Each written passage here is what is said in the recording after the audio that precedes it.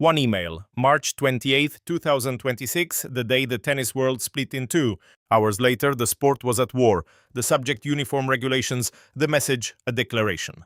For the first time, the Women's Tennis Association publicly attacked a major sponsor, not for a rule break, but for favoring a single athlete. The target, Nike. The athlete, Alex Eala. The Flashpoint, a custom jersey featuring the Sampaguita, made just for the 20-year-old Filipina's debut at Indian Wells. The WTA's charge was blunt: Nike's one-of-a-kind jersey for Eala violated the spirit of the rules. While the world number one had no custom kit, the locker room exploded, and at the center of it all was a 20-year-old who just accepted a gift. Oh, it's fantastic. Oh, it's fantastic. The white jersey first appeared during an Indian Wells practice. At first glance, it was standard Nike gear, clean lines, and the famous swoosh, the brand's signature minimalism, but up close, embroidered on the collar, was a delicate Sampaguita, the national flower of the Philippines, with the words Laban Alex etched in script. The jersey was a one-of-one original, a tribute to her main draw debut at the tournament. Nike had made custom pieces for her before. At Wimbledon, a custom hair tie with a single Sampaguita, but a jersey was different. A jersey was a statement. Nike had a history of this. Naomi Osaka had kits honoring her heritage. Serena had her own line. Nadal had his bull logo. But someone was obviously missing. Aryna Sabalenka, world number one for 2 years, still wore standard issue Nike gear. Carlos Alcaraz, the men's number one, was still waiting for a logo promised over 18 months ago. When the photo hit the internet, the locker room divided. Some saw cultural pride. Others saw blatant favoritism. A player who had never cracked the top 20 was getting treatment world number ones could only imagine. The WTA noticed, and they were furious. You know, I've only dreamed of making tennis grow in the Philippines, and now I'm bringing a whole new audience to tennis. And she's humble, she works hard. She's the face of the Philippines. The WTA's statement was a knife wrapped in corporate jargon. The Women's Tennis Association is committed to maintaining fair and consistent standards for all athletes. It read, "We are aware of a uniform that appears to violate the spirit of our branding regulations. We are reviewing the matter and will take appropriate action." It didn't name Nike, it didn't name Eala, but everyone knew. The message was clear. The WTA's rules were strict. Logos were limited, branding standardized. Players could not wear a shirt with a political message, but a national flower that was a gray area. And the WTA was drawing a line in the sand. The timing was no accident. Just days earlier, custom Eala t-shirts with the Sampaguita had sold out across the Philippines. Eala had just modeled one for Vogue. The jersey was the next step, and the WTA shut it down. Nike's response was immediate, defending the custom jersey for Eala. Nike is proud to celebrate the heritage and culture of our athletes, the statement read. The Sampaguita jersey was a one-of-a-kind tribute to Alex Eala's journey and her importance to Filipino tennis. We believe honoring an athlete's background enriches the sport. The statement promised cooperation with the WTA, but the damage was done. The locker room was divided, and no one knew if Eala was being punished for a crime or simply for being a star. Alexandra's dream run continues. She completes a hat-trick of wins over Grand Slam champions, and this is the biggest of them all as she takes down the world number 2. But behind the scenes, the locker room was a powder keg. Players once friendly with Eala were now torn between admiration and resentment of a system that bent for her. The numbers made the frustration impossible to ignore.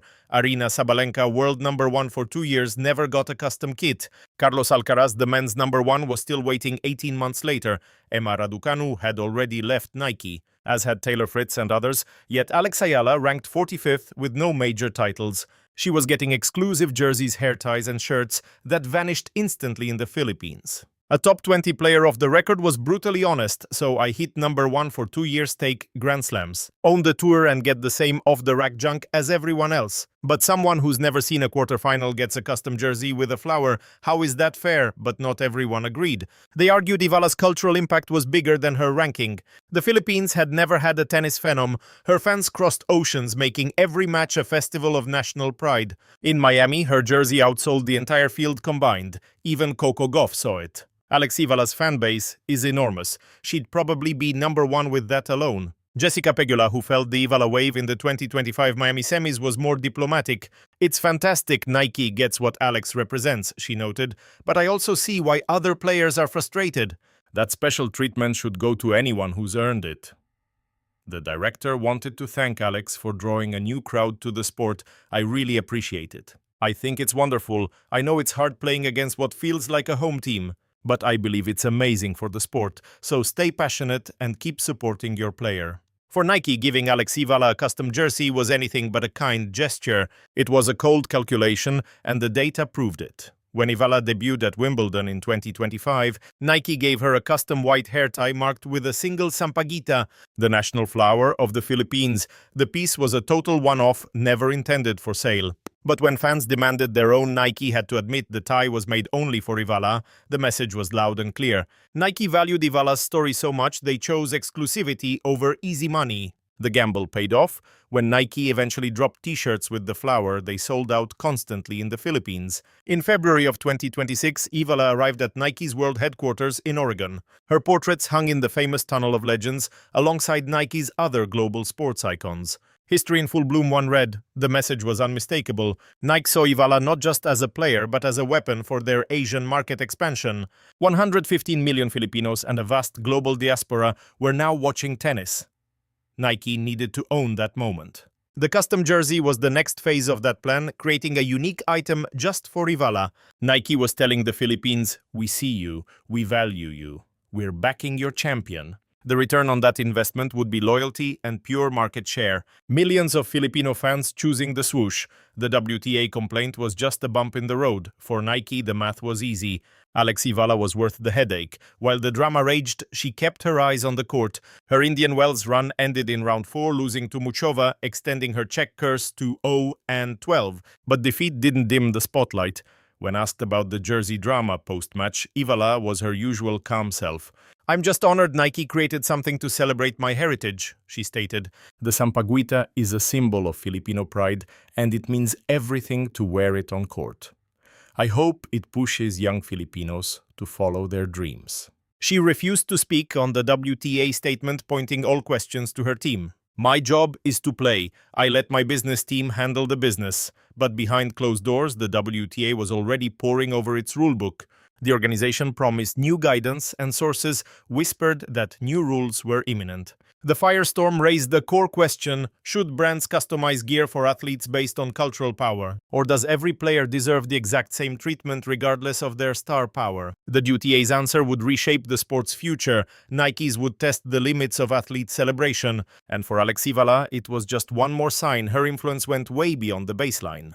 The Czech curse continued. Her rank collapsed from 29 to 45 after Miami. The path forward was steep and unclear, but she carried something no ranking could ever show. The awareness that she was now a symbol for something bigger.